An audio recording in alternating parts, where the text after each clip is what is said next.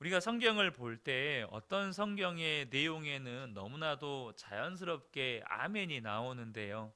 오늘 본문 같이, 예를 들면 오늘 본문 같이 여로보암이 뭐 우상 숭배하게 만들었다, 뭐 이런 내용의 말씀 앞에서는 우리가 아멘이 잘 쉽게 안 나옵니다.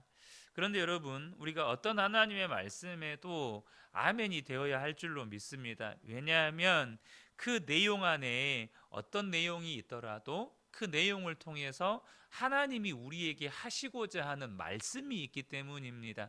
그래서 우리가 그 말씀 앞에 아멘을 하는 것이죠. 오늘 본문은 북이스라엘의 왕이 된 여로보암의 실책을 기록하고 있는 본문입니다. 이 여로보암은 온 이스라엘 백성들로 하여금 우상 숭배하게 만든 시족격인 왕입니다.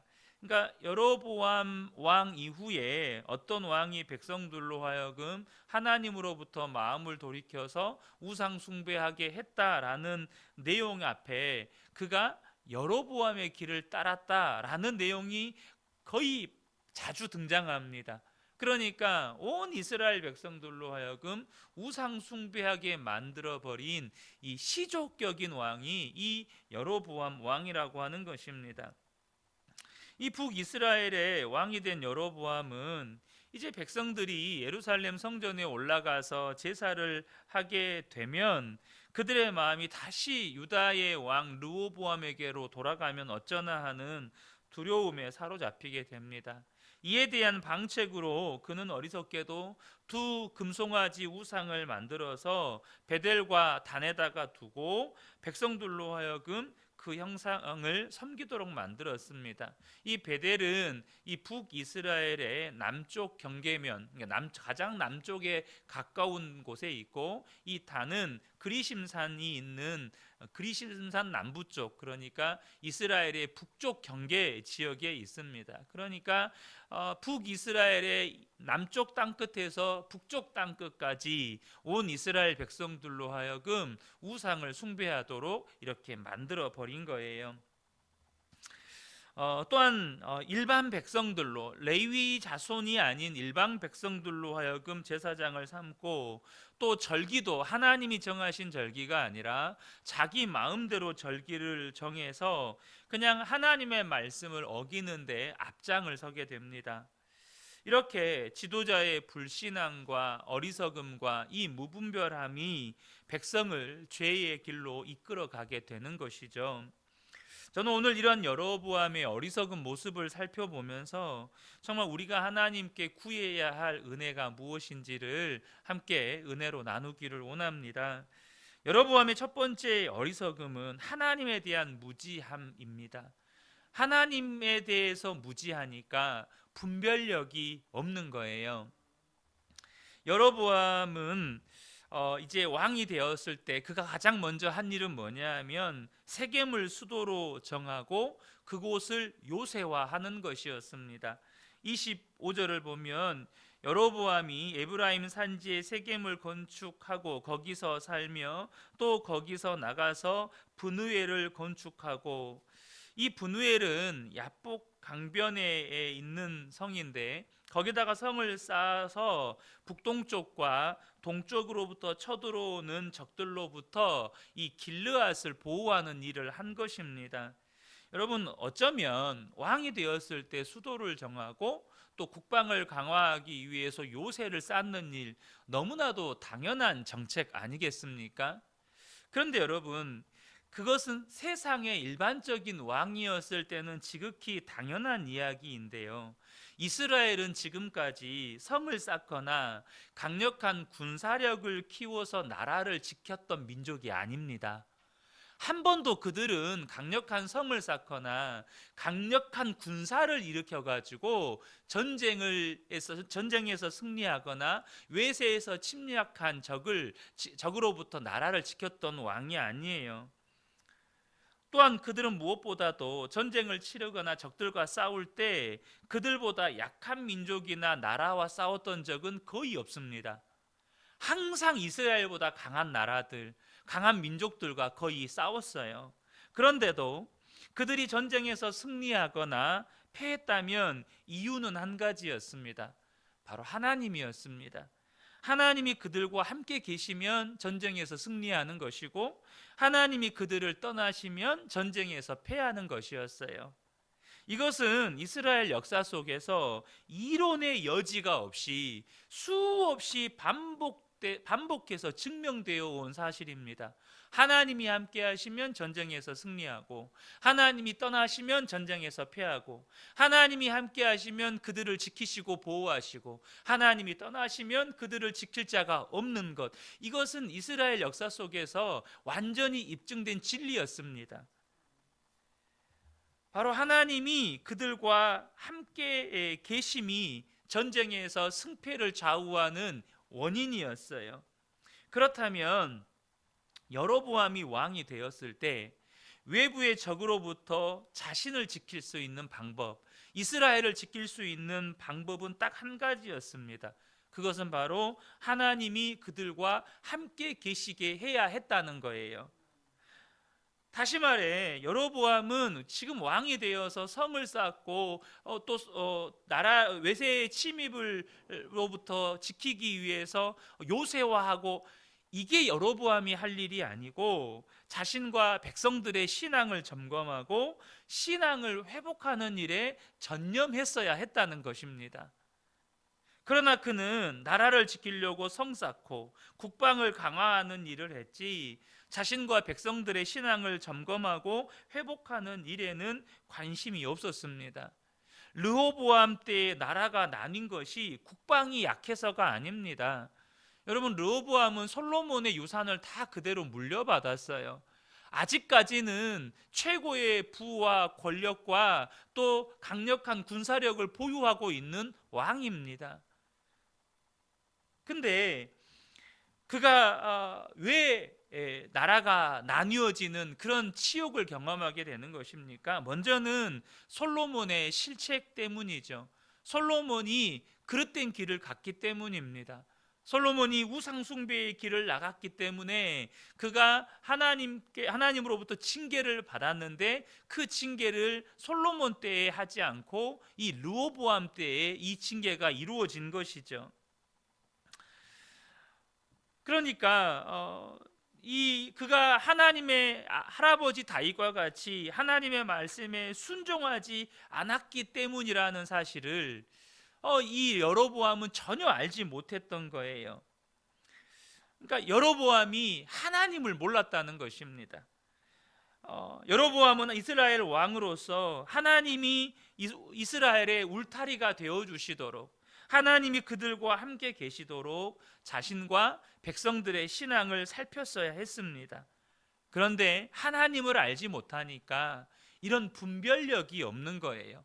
지금 내가 왕으로서 무엇을 해야 하는지, 정말 이 나라 이 민족이 하나님 앞에 어떻게 서야 하는지 이런 분별력이 전혀 없는 것입니다. 그러니까 주변 나라 눈치 살피고 백성들의 심기를 살피는 일부터 한 거예요. 또 하나의 이 여로보암의 어리석음은 일어나지도 않을 일에 대한 염려와 두려움에 붙잡혔다는 것입니다.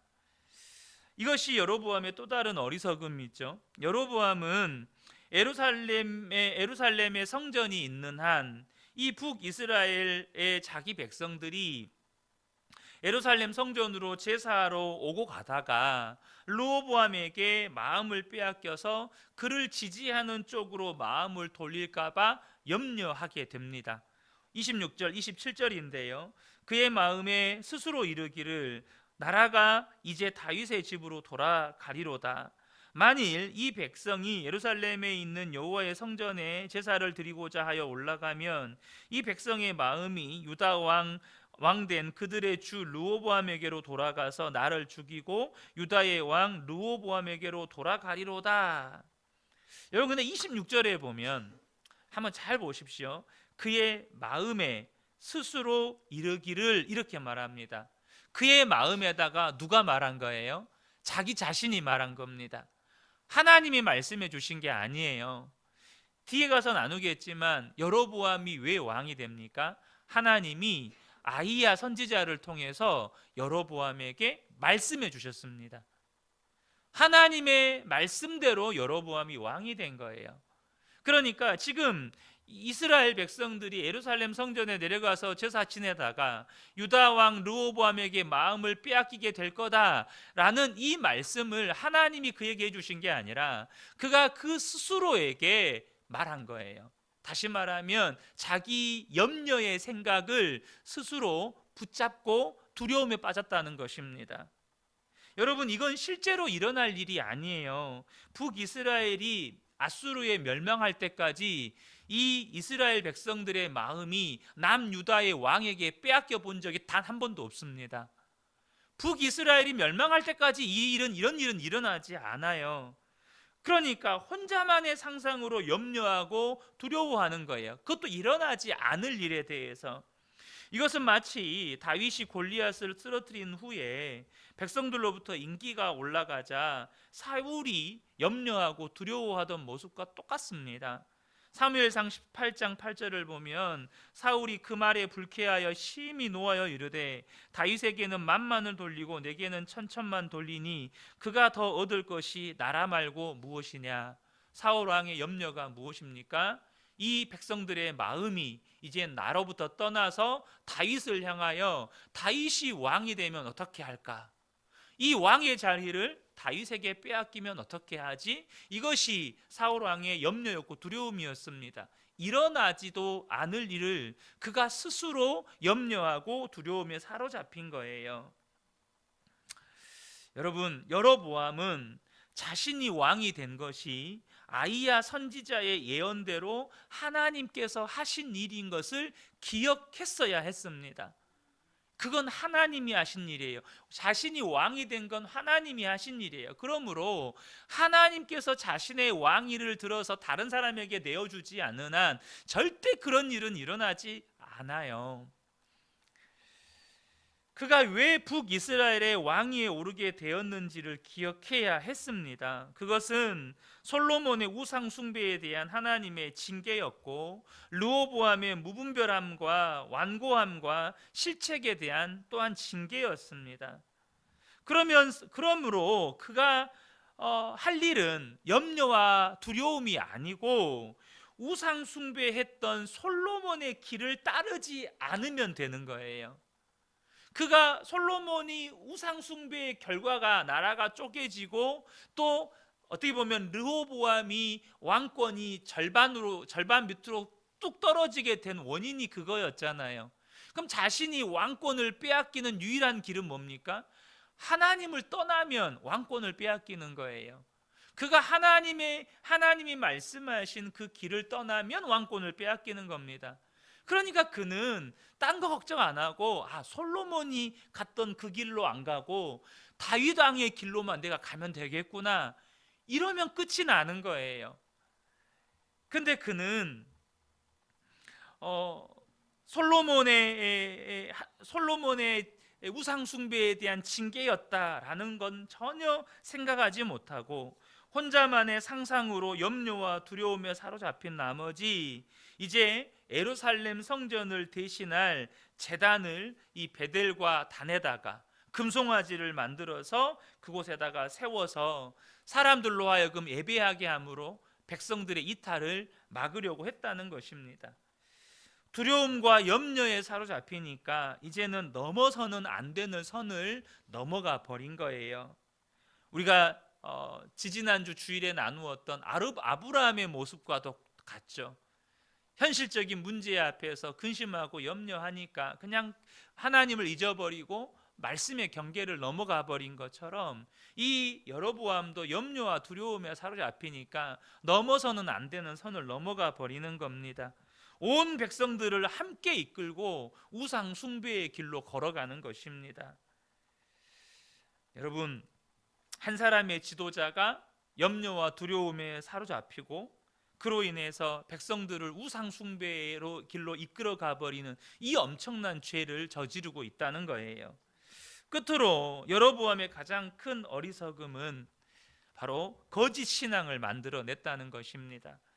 베델과 단에다 금송아지를 만들어 놓고 백성들에게 뭐라고 말합니까? 28절을 보면 이에 계획하고 두 금송아지를 만들고 무리에게 말하기를 너희가 다시는 예루살렘에 올라갈 것이 없도다. 이스라엘아, 이는 너희를 애굽 땅에서 인도하여 올린 너희의 신들이라. 지금 여로보암이 거짓 신앙을 만들어내고 있다는 것입니다.